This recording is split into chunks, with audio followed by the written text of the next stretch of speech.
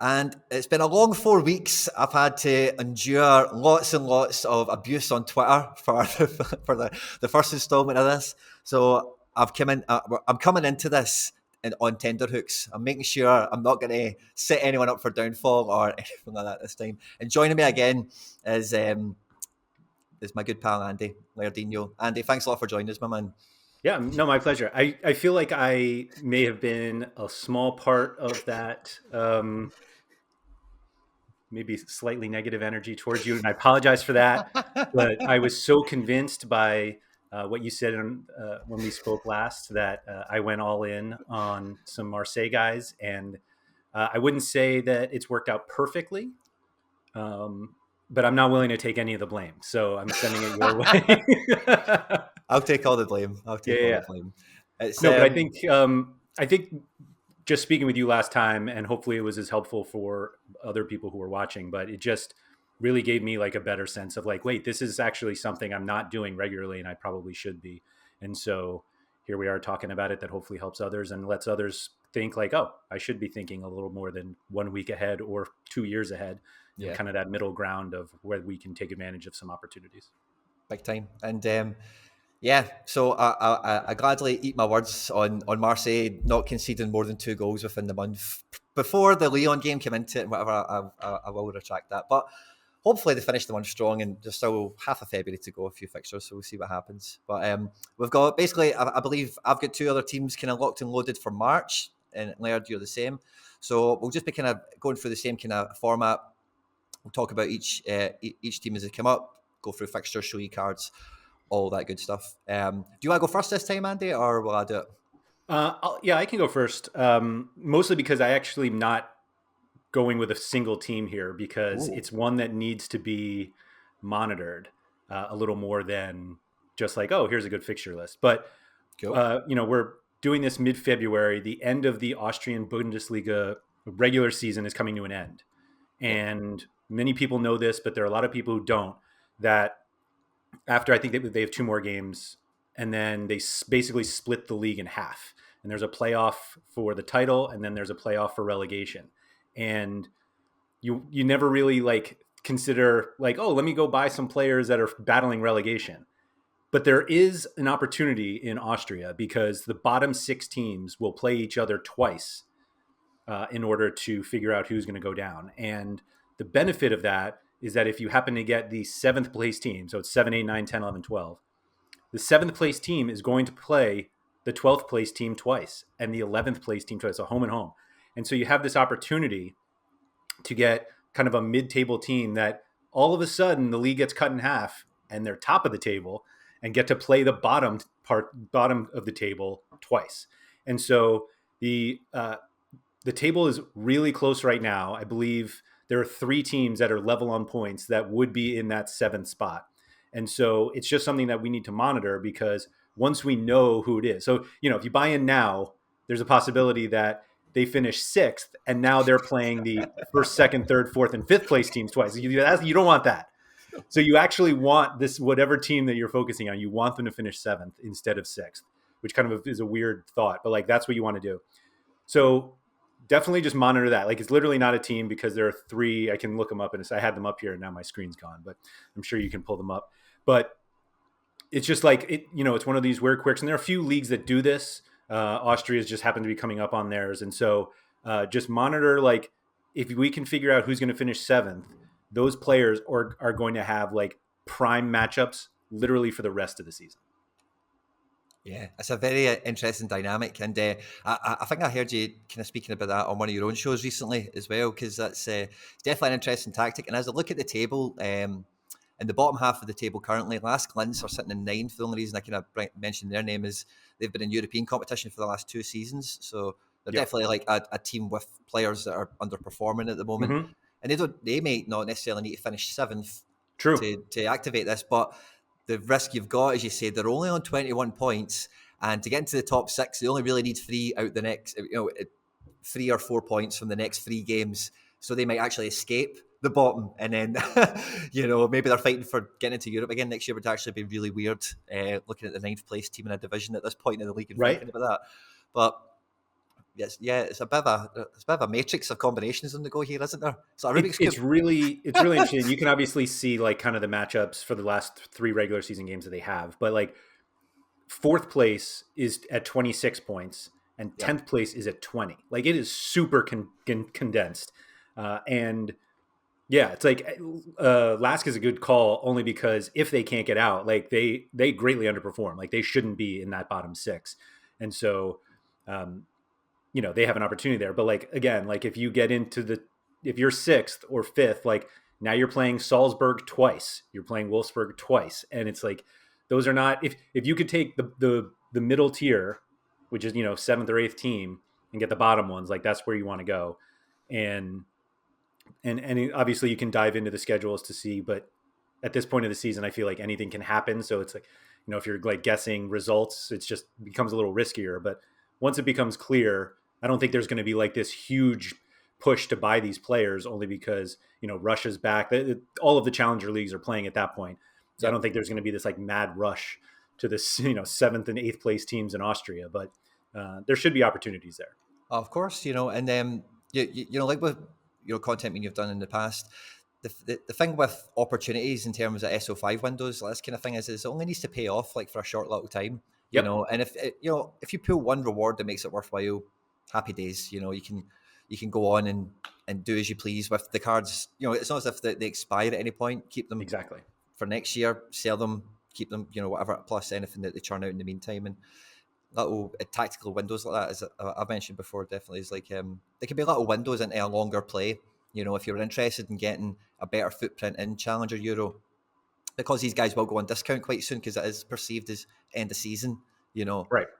Maybe you pick them up, you have some fun in this relegation playoff, win a prize or two, and then you're locked and loaded. You're kind of looking forward to the next year, and you've already had some sort of churn out of it. Buys you a bit of time. Yeah, absolutely. I think it's kind of a fun way to do it. And, if you're not in Challenger already, I mean, you can obviously play them in All-Star too, but from a matchup perspective, like there should be some very good ones against the bottom tier. I wouldn't, start buying into the 11th and 12th place teams wherever they end up in Austria, but above that, they should be safe theoretically based on their matchups. Yeah, I definitely agree. See, as I'm looking at it as well, like the team that are sitting in 10th now, Tyrol, they have one of the better home records in the division. They're seventh, but they've only lost twice at home all season. And I'm going to guess both those occasions is Salzburg. So if that is the case, nobody else has won away to Tyrol, So again, a wee bit of investigation work will be required, but if you reckon at home you can get, an X amount of score output out of a defender combination or a goalkeeper or something like that, Mm-hmm. then when the league does divide, they're going to have 6 home games. They'll have, yes, 5. 5 home games, so right. 5 home games where they're against teams who already have been there and didn't win, none of them. Right. So maybe there's something in that as well. That's interesting because I was thinking Nellis did a good podcast with the other Bundesliga host of a podcast when Bundesliga came on. And I was trying to think when I was looking at this table, but I think it is that Tyrol. I think they're quite remote. And I think it is like for other teams to go there, it's a pain in the ass. Mm-hmm. Or maybe they've got a really nice stadium with like a vibrant fan base or something. But that's why I kind of checked the home record because I was thinking I'm sure one of these rubbish teams is really good at home. So I say rubbish respectfully, of course. So that might be a little detail. And again, that podcast will still be out there on YouTube and whatever, so you'll be able to find it if anyone wants to reference check it. Yeah. But speaking of the Bundesliga, although I'm talking about the German one, this Bayern sweatshirt you have here. Yes. I have to say that I get a little intimidated coming on your videos because of how much cool gear that you always seem to have. So I'm going to have to, you have a Fanatics link somewhere. I'm going to have to start spending my money there so that I can keep up because that thing is working. It's a lot cheaper if you're in America to use the link because it's an American company.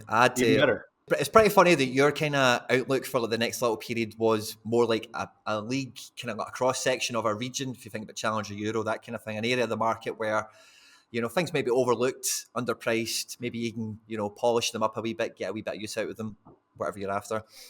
my first pick, bearing in mind what Marseille's done to my reputation over the last month, is is along a similar vein, right? So I've went with an actual team again this time, right? And what I'll give you the seed of the thought, right? Is I want to back a team that has a bad defense. How can I back a team with a bad defense this time? Because then there's no way for me to lose. I'm going to tell you guys about a team with a bad defense that can work for you. And you know what? If they become a good defense, that's probably not going to be too bad either. So hopefully, I can't go too far wrong here, right? So on the basis of that, whereas the second worst defense in the Bundesliga this season is Hertha Berlin, okay? If we have a look at Hertha Berlin's fixtures, as we are recording this and as you guys are watching it, they'll be playing RB Leipzig.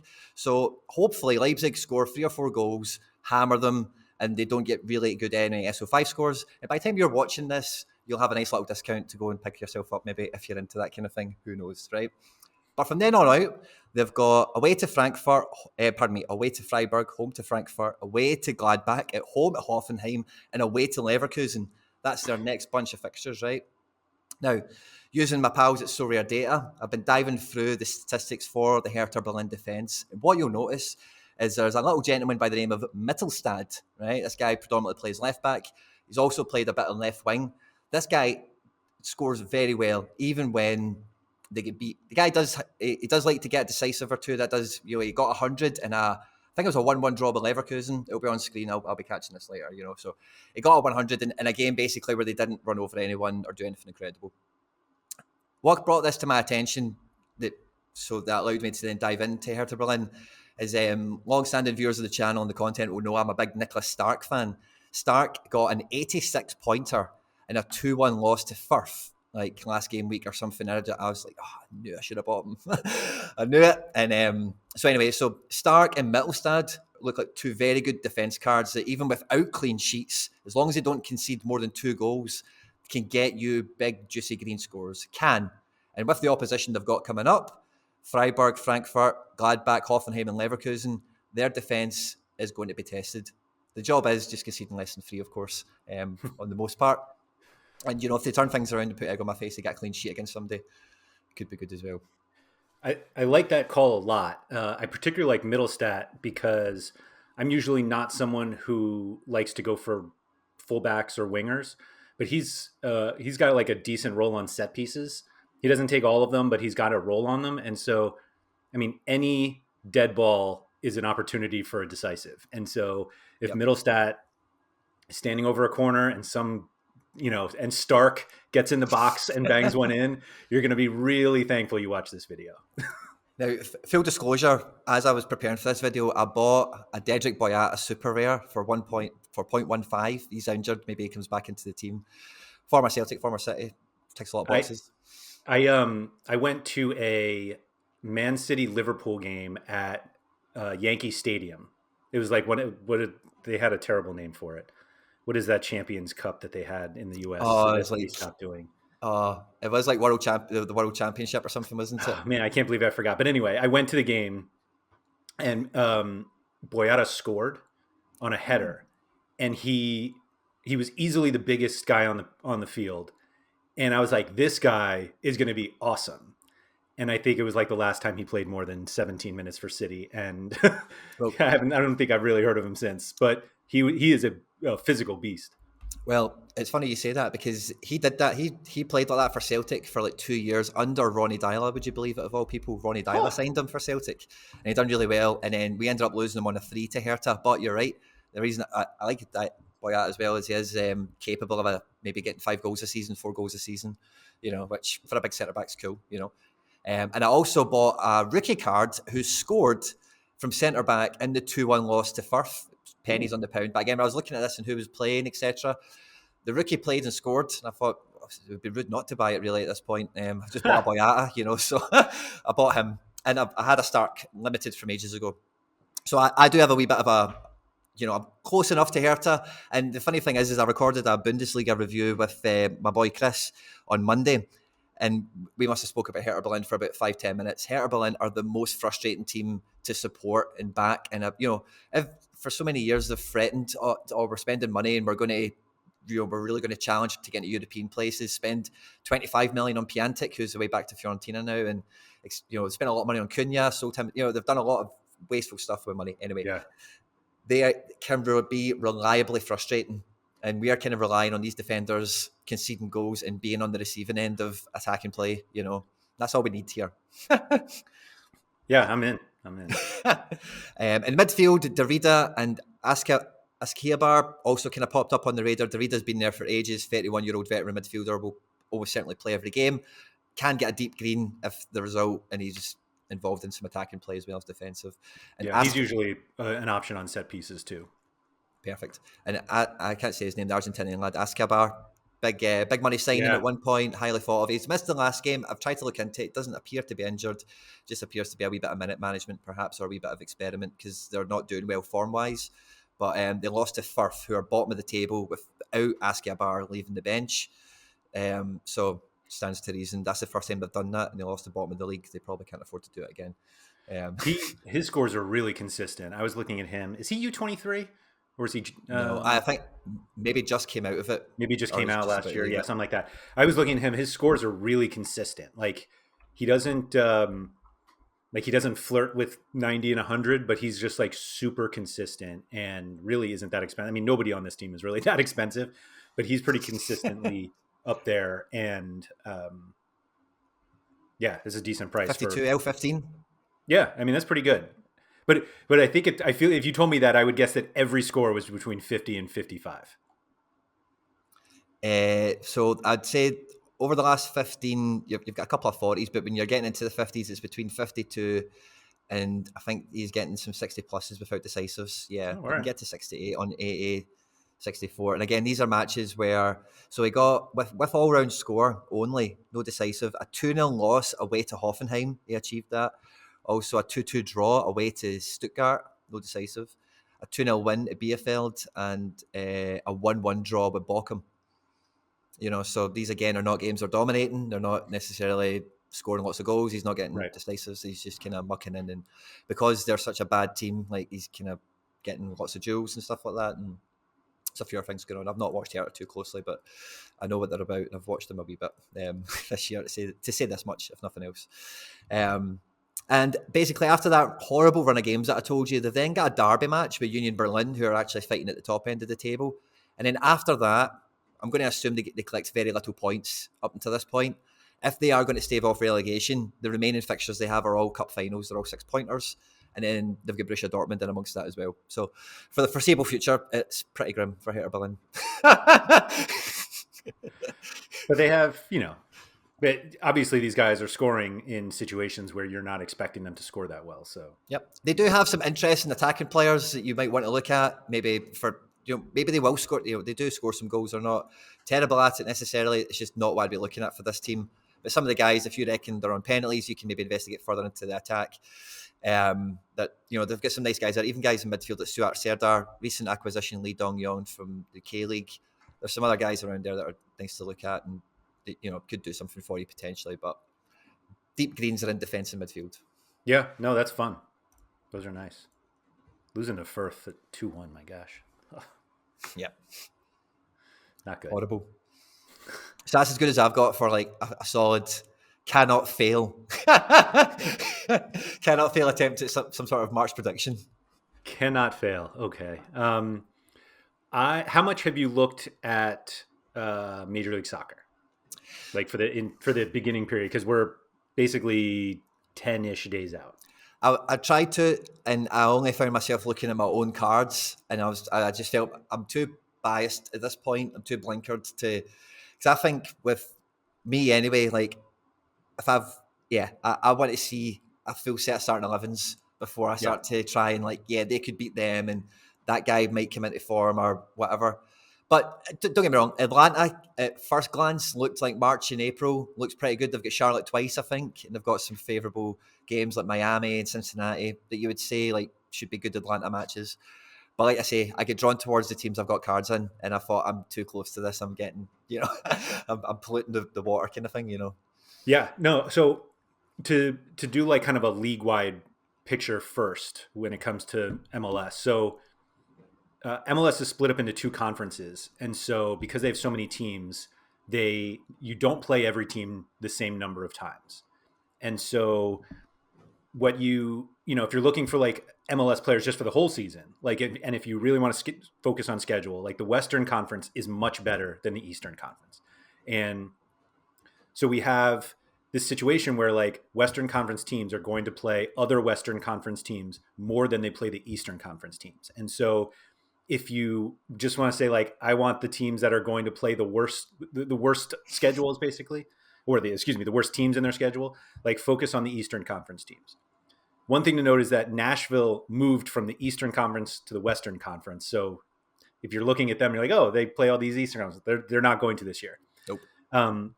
So there is a nice breakdown. Let me see if I can pull up the exact website. So bigdsoccer.com is a website for FC Dallas, who's not expected to be good. I'm not here to tell you to buy FC Dallas players. Everybody wants Jesus Ferrer, but like they're not going to be great, and they have a very tough schedule this year based on who they play, specifically in the Western Conference. However, there's a nice breakdown on their site about strength of schedule overall, and this is not going to like help anyone because like not only Seattle expect to be one of the better teams, or if not the best team in Major League Soccer, but they're also have one of the easiest schedules. And so if you are able to get your way into a Sounders, it doesn't even have to be a stack. They have so many guys that you can play, but like, if you're like, oh, I don't know if if they have a lot of good games, like basically the Sounders have great games. They're playing, so they play only two teams from the Eastern Conference that made the playoffs last year. And everyone else they play in the bottom. Like they play Montreal, Miami, Chicago, Toronto, and Cincinnati. And whatever you think of like how MLS changes year to year, because like, just because a team didn't make the playoffs last year doesn't mean they won't be good this year. Toronto should be better when they finally get Lorenzo Insigne there. But just on the whole, like the Seattle schedule is fairly easy. But there are other teams that kind of have this same situation. And one of them is San Jose, who was terrible last year, but have added a few pieces this year. They got Jan Gregus from Minnesota. Wow. They still have JT Marcinkowski, who was a popular U23 goalie until he lost it in July. They got Francisco Calvo, who was in Chicago. Like they have a few decent players that throughout the season should have like relatively good matchups. Like I think San Jose is going to be much better this year than they were last year. But looking, if you just at the beginning of the season, DC United, and I say this yesterday as I was debating whether to buy a Bill Hamid, who's their goalie. I did not buy a Bill Hamid, and then I saw this schedule and I was like, I should have bought a Bill Hamid. But they start the season home against Charlotte, who's an expansion team, at Cincinnati, who was the worst team in the league last year, home against Chicago, which might be the other worst team of the league last year, yep. And then at Toronto, who don't have Insigne yet. And so those first four games are really, really interesting. If you're like, maybe I can find like a cheeky way to get an MLS, like DC United doesn't have like superstar players that everybody wants. Like the more well-known ones were like Paul Arriola, who's not even there anymore.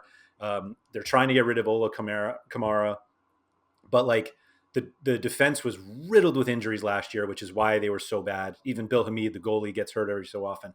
But yep. Like everybody's fit now, and their first four games are like really enticing. So, I mean, the season starts February 26th for them, which is probably game week 248, I think is when MLS starts up. So if you want some like easy matchups at the beginning of the season, DC United is screaming at you. And I say this as somebody who had an offer out for Bill Hamid, decided to cancel it. I bought somebody else, and now I wish I could just go back. Fair enough. I really like the San Jose shout. I totally missed the Gregus signing. That could be an incredible move if he's on sets, because it's a weird one that how little he played last year for Minnesota. Like he's a good player, he's an international, and so but he should play in San Jose. And yeah, he has a history of taking some set pieces, so it could be an interesting one. And Cade Cowell is one that everybody always looks at. He's the youngster that has midfielder and forward cards. Don't buy the midfielder. Yeah. But yeah, they have pieces. I don't think they're going to be great, but like their schedule wise, at least they have a favorable schedule when they're not playing the other Western Conference teams. I mean, they play Seattle twice and Portland twice and stuff like that. But they should be all right. I was listening to the MLS podcast that I catch from the MLS website or whatever it is, and they were talking about how Jaimiro Montero's just went to San Jose from Yeah. Philly. Oh yeah, that's who it was, Montero. And that could be like, you know, they've got Grey Goose, like Jackson Ewell and stuff like that as well. Like, Yep. you know, the thing with San Jose is they were bad last year, but it wasn't as if like they weren't trying. They just need like some people that can open a defense, because they just had like no guile, no kind of talent. Cade Cowell, all of his good goals is him like being a monster and like driving through. Defenders are like holding onto his shoulder, and he's like, "Get off me," you know, because he's like 16, but he's 8 foot tall and looks like some sort of mad, like looks like The Rock or something, you know. That's how he got. So anyway, these types of players, guys like Grey Goose, Montero, if that's the kind of pieces they're adding in, then that could be definitely interesting if you think they've got. Yeah, I would guess Montero has first shot at set pieces when he settles in, like probably over Grey Goose, but they're both like options. And Christian Espinoza, was there last year. He took some last year. So yeah, they have pieces. Wando's not there anymore, but he's there in spirit for him, I'm sure. I never thought we'd be talking about San Jose, but there we go. Me neither, until I was like, oh, okay. I mean, there's a reason to at least look. Yeah, there's a reason to look for sure. And the DC one really, I feel really conflicted with it, because like I really like their manager and I like all the stuff they were trying to do last year, but again, like kind of not seeing much action from them, and then hearing your kind of summary in terms of where they're at the moment. Like they've lost Kevin Paredes as well, you know, who was like, and I don't think it was quite ever present, but he played a significant amount of matches last year, like, and was like a good player. It wasn't one of these like youth kids that was on the bench every week and then gets a money move. You know, he was an active first team player. Mm-hmm. So I'm worried about the shape they might be in, but you're right. The fixtures are, you know, and again, the manager will have the same style. So whatever sort of players they are, I've actually got a Giovanni Bolivar, rare of all things, kicking about. It's funny because me and you were talking before coming on recording, and I've seen how light I feel for MLS forwards, especially rares. So maybe my boy Bolivar, because the reason I bought him was I heard an interview with Hernan Losada, who's the DC manager, and he mentioned him in the same breath as like maybe two other kids that are in the background of that team that they're thinking about, like, oh yeah, we're trying to look after them and make sure they get minutes, yada yada. But that kid, Giovanni Bolivar, get put out on loan to like their B team in the local USL or division or whatever it was. So, you know, I'm just thinking out loud at this point. Yeah, no, I think they're probably better off as like a defensive. Like I don't think any MLS team other than Seattle is suited for like a 5-player stack. It just doesn't. There's no extreme dominance where it makes sense. Even in games where they do really well, like we talk about stacks, you know, stacks were always the easy way to try to compete if you have a lower budget, because if they go off one day, then like it could pay off. And I just don't see it being as applicable to MLS. Seattle's the equivalent to like the Ajax stack. Like they have stacked players at each level and they should be fine. But DC United feels more like a good defensive, you know, if you like to stack, like Hamid and Brendan Heinzike, or Hamid and Donovan Pines, like that situation. Julian Gressel is one of their fullbacks. He plays wingback, midfielder. He has a decent role on set pieces. He's like the classic guy that the Matrix doesn't reward. Like, yeah, it's like 70 or 30, but if you're willing to like take those chances, then I think he's like a fine card. I'll say that I sold mine a few weeks ago, my rare, only because I don't like that type of player, but I like get why people do, because like if he could pop off for an 80, you know, just because of the way that he plays. But you know, if you're doing like a defensive stack, a goalkeeper, defender, like I would just almost always take the center back, except what I did with Marseille. But that's another thing. But Moses Nyeman is also a real young kid in DC who's supposed to be playing a much bigger role this year, and apparently there are already some European teams looking at him. But he's super young, and you know, if he plays regularly, that could be an interesting growth for him. Yeah, he's definitely been highly thought of since you know, making a re-emergence into MLS over the last 3 seasons. The boy Griffin Yow gets spoke about quite a lot in good terms. I've not really seen much of him. I think he's a kind of attacking forward type player. He's got a funny haircut. It's the only thing I can tell you about him. Yeah, that's all we need to know, probably. Kind of thing. And I say Bolivar, there was somebody else that you mentioned. I'm not even sure if they've got a card. But yeah, so the defensive side of DC kind of marries up with the Hertha Berlin kind of thing a little bit as well. Is like even if like they do concede 1 or 2 goals, you're probably still going to be making out with a good score between your goalkeeper defender pair. Maybe a Gressel gets an assist as well. You can still make out a lot of bandit and a loss, which is nice. Yeah, absolutely. Yeah, not needing your team to win is nice.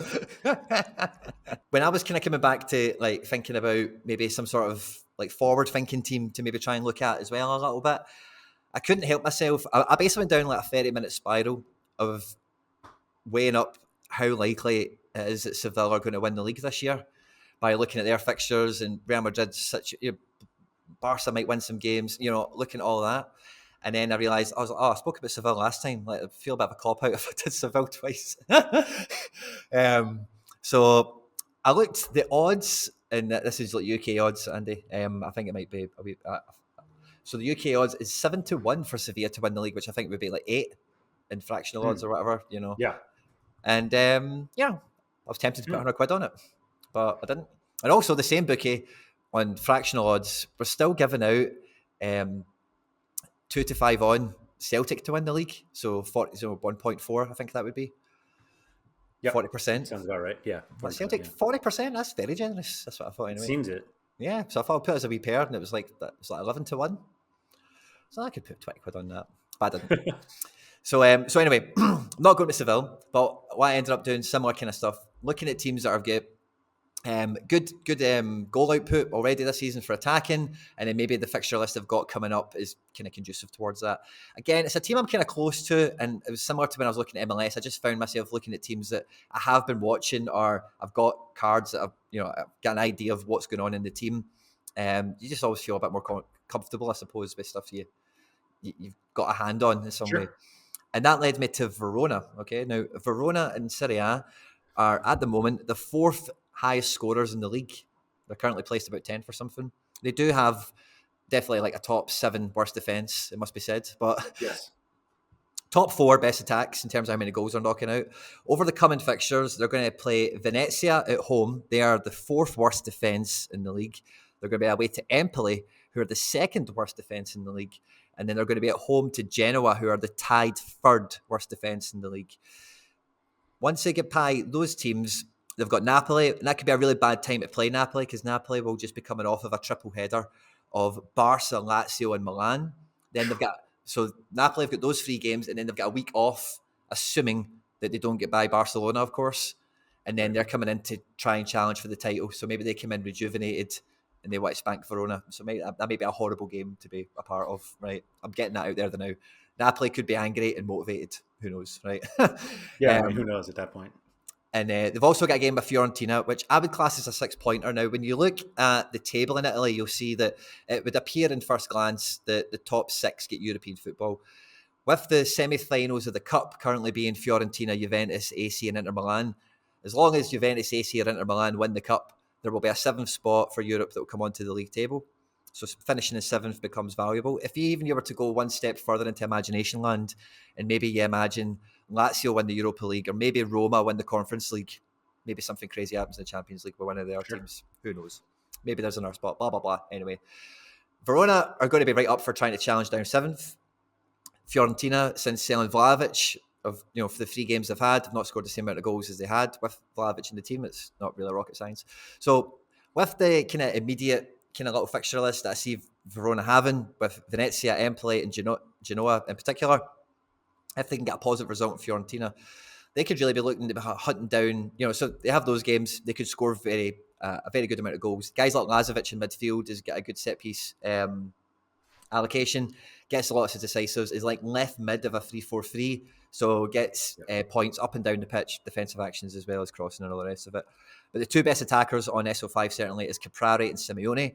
And having watched like both these guys are like really quick, and the way Verona typically plays, like its pace and attack and running around in diagonals and playing off each other. Both these guys are very good at that. Both of them are quite cheap because, they're Verona. They're not overly expensive, but they've got some good scores behind them. And champion Europe, especially for teams like Hertha, for teams like Verona, you're always going to be able to have an opportunity to maybe capitalize on a few fixtures. You get somebody that's got a bad L5 that have just come off and I say I don't know I think the form Verona have coming into this is actually quite good. I think it's like maybe top 10 in the league or something like that. But L5s get better with wins rather than draws, and there's been a few draws in there as well, must be said. So the guy I've got in the team is Illich, so I think Illich will do good, of course I do. And then the other guy that I think would be worth keeping an eye on, and it's just to see how they kind of work up front, because they had Kalinic in the team. He's went back to Croatia, and they had somebody else kind of floating about in midfield, and it made Caprari was up front, but Caprari's played a little bit deeper recently. Yada yada. There's another guy called Barak, who's a Czech Republic guy, and he scored recently. Now, I wasn't even really aware of this guy until he scored in the. I'm interested to why you're nodding. Do you know him? Finish your point and I'll tell you exactly why. Okay. So, and again, I've kind of referenced this in the past, right? But when I was like a degenerate gambler like 10 years ago, I used to gamble on the Czech Republic under-21 league quite a lot, right? It was full of goals. And one of the teams that was full of goals was Pribram. And whatever team it was, Barak played for. So anyway, I looked at his history, and the years that he was in the Czech Republic under-21s is when I was betting on that shit 3 times a week, every week, you know? So, I've got a wee bit of love for my boy Barak, and I'm buzzing that you're smiling about him. This is going to be fun. So I'm buzzing because I have the Gianluca Caprari 1 of 100. Boom. So when I got into Champion Europe, and for people who've watched some of my stuff, I kind of talked about it a little bit, that I didn't play Champion Europe, and I decided I wanted to play it because my gallery, based on where my gallery was, it was either I had to like spend a lot of money to like compete in higher divisions, or I could just burn my money in Champion Europe but have more fun. And so I decided to have more fun and play Champion Europe. But so I was like, there's really no way to like budget your way in Champion Europe. Like there are cheaper players, but like when you go up against, you know, and you're like, oh, I have whoever, and you look at the lineup and it's somebody else, and it's like, oh, I have Lewandowski and Muller and Kimmich. And, you know, the Benzema, Vinicius stacked, and it's just like, it's intimidating. But there are players that you can buy that are close enough that if it's your week, it'll happen. And Gianluca Caprari is one that like jumped out at me because, just like you said, Verona's a really attacking team. Their defense is horrible, but I don't care. Yeah. But in fact, I would prefer that, because now they fall behind and now they have to push. And if they have to push, then it's Caprari. So Caprari and Lazovic, who you both mentioned, basically share set pieces. Lazovic might take a few more, but Caprari has some. Yep. So I'll give a shout out to my Sorare Andrews co-host, Black, because he won a Giovanni Simeone super rare recently, I think over the holiday period. And you should love him because he's Diego's son, and you love Diego Simeone. So I owned Caprari at the time, and I was like, man, if I play D3, or excuse me, Rare Pro, and I have like Caprari Rare and the Simeone Super Rare, I'm like, and Verona go off, like I could really do something here. And then I was like, I can barely compete in Rare. Now I'm talking about Rare Pro. So I threw that idea out, but I'm like, but Verona have like attackers, and Barak like totally jumped out at me. Now he's a decisive dependent player to like really score, but he's a good attacker, and like they're built to attack. And so I love Caprari. He's been on an absolute heater also. So, which is good and bad. The good is for me because I've been able to get all these points. But like his L5 is 74, his L15 is 62. For a forward in Champion Europe is pretty good. L40 of 56. Like he's got a very decent floor, and he gets enough decisives. Like his last 5 games are 85. He had a DMP at a late ankle injury, which knocked him out, crushed one of my lineups. But like his last, I'm going to say 5 like played games, 85, 78, 81, 53, 91. That's most recent to least. So this guy is great. I'm like pumping my own player here. There's one like big problem with Verona guys, at least when you get above the limited divisions, is that this is their first year on the platform, and they only sell them in bundles. And so it's like these cards are not that liquid in terms of like the rares and the super. It's like Caprari has 13 rares and 1 super rare. And so, and keep in mind, this is 13. We're in the middle of February, and they've only done 13 of his rares. But I never noticed that. yeah. And so if you get these cards, right now there's one on the market, the Caprari rares for point. Oh, I'm sorry, there are 3. 0.645, 0.649, and 0.8. Mad. And only 3 have ever sold on the secondary market. Well, 4, because one of mine was the one that I bought, which included a trade, so that doesn't show up. But like, so what's amazing is that there have only been like a handful of Caprari cards that have moved, including the one that I happen to have, and I'm the 4th owner. Oh wow! So like, it's the same one. The only thing. What's that? Is it the same one that's moved every time then? Yeah. So the one of 100 was bought in a bundle, and then sold on the secondary market twice, and then I got it in a Ethan card trade. And so, I mean, I personally rarely put any thought into one of 100s. Like the reason I bought that one is because it was the one on the market. I had no other choice, and I happened to get it. But I think he's great. The thing that made me hesitate a little bit on Verona. So when I bought Caprari, I was also looking at Gerard Deulofeu, who they basically play very. I don't want to say they play similar roles, but like. Caprari is basically like a partial set piece taker on a team that scores a lot, versus Deulofeu, who plays for Udinese, and he takes all of it. Like, he's their most important player, but they're not nearly as good when it comes to attacking. And so it's kind of like, do I want the guy that does everything for a team that doesn't score that well, or a guy that does a lot for a team that does score well? So Verona, the only reason I hesitate on Verona is, and I'll just use the stats from now, but because they're almost the same as they were, at least comparison wise. So they're the 4th highest scoring team in the league. Inter, Lazio, and Milan are the only teams that have scored more goals than Verona. Like, Verona have scored more goals than Napoli, Atalanta, Fiorentina, Roma. Like, they score more. They give up a ton. But again, who cares? We just want the guys that score them. However, they're like 11th and 12th in shots and shots on goal. So they're like, the shots they take are going in a lot. And I'm like, man, that probably regresses at some point, but it wasn't enough for me to pass up on it. And Caprari keeps banging them in. And I'm like, oh, I don't care. If he's going to score on every shot he takes, then I'll just take it. I don't care if he takes 1 shot or 10, as long as at least one goes in. And they're going in. So we didn't talk about this before. So this is why I'm so excited that you're pumping Verona here, because, because I'm expecting big stuff. But I really like the idea of, because we were talking like a DC United stack, not that you're going to do a DC United defensive stack and a Verona attacking stack, but there is enough on Verona where if you wanted multiple pieces, like you said, Lazovic, Barak, Simeone. Simeone's really flaky, really assist or goal dependent. But I will say that when Andy won him, I think he was like the 3rd highest scoring player in the league, Simeone. Yeah, and so. It's one of those that I personally focus almost too much on all around scores. And I'm like, yeah, this guy needs, like, I'm the guy who's like, well, Lewandowski doesn't, like, his all around isn't that good. He's goal dependent. And then it's like, well, but if he scores every game, then it doesn't matter. And so let me see so Simeone right now is behind. Still 3rd. Yeah, he's 3rd. And so he's got more than Lautaro Martinez. I mean, basically he's 3rd because he's been in front of everyone except Mihajlovic and Immobile. Like, nobody else in the league scores more. Caprari's in 9th, and our boy Barak is in 11th. Very good. 3 in the top 11. Yeah, it's so impressive.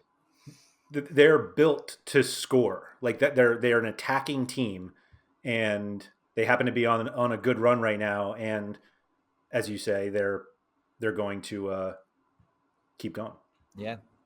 So that was my kind of take on an attacking team as well, was Verona.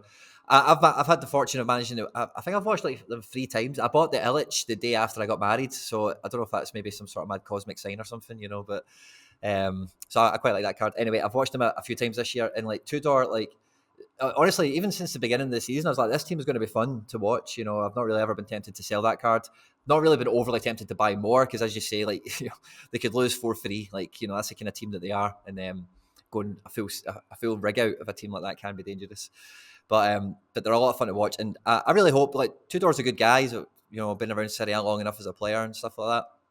But the first bunch of fixtures I've got coming up, the sort of scores that we're talking about, although this guy needs decisives. Venezia are the fourth worst, Empoli are the second worst, and Genoa are the joint third worst defences in the league. This is a great little nexus of them for them to go get multiple decisives between the bunch of them.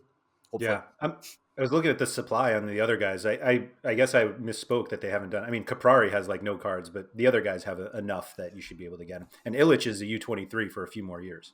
Yeah, he's fun. Like, he does need a few more decisives. Unfortunately, that's where he's kind of let me down this year. His AA is decent enough, and he had a wee injury for about a month or two. But hopefully he picks up some steam. Hopefully he does all right for me as well. But but I think especially when I look at the limited prices for like the Hertha, because I've built a limited Champion Europe kind of rig out over the last 2 months from not necessarily these teams as such, but with these types of situations where it's like something that I can identify with. And I did a video recently kind of talking about that. And one thing I kind of realized afterwards is like, not everyone can like just adopt a team or adopt a league like overnight. Some people do need the what's in it for me part. And that is like the leaderboard, and that is what can they get me on the prizes and that kind of thing. Sure.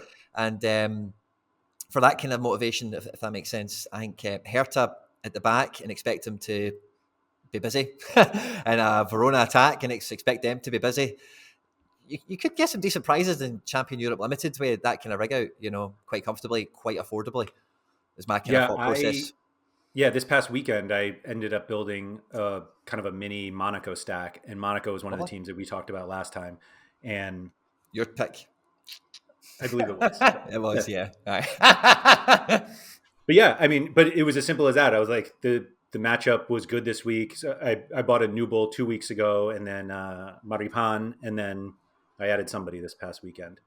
But yeah, I mean, the benefit of limited, and this is something that is much easier for people with galleries like ours can do, but like it's easier to get into limiteds for a shorter amount of time. Like the market's so liquid that if you really did want to just like buy for a game week or two and then sell out, even if let's say you sell out at a little bit of a loss, but you happen to win a card or two, like you can get in and out of limiteds a lot easier. And so playing this like fixture game is significantly easier on limiteds than it is on rares. Not that you can't do it on rare, but you're probably, the higher you go up, the more I feel like the longer term you need to think, just because it's harder to move those cards sometimes.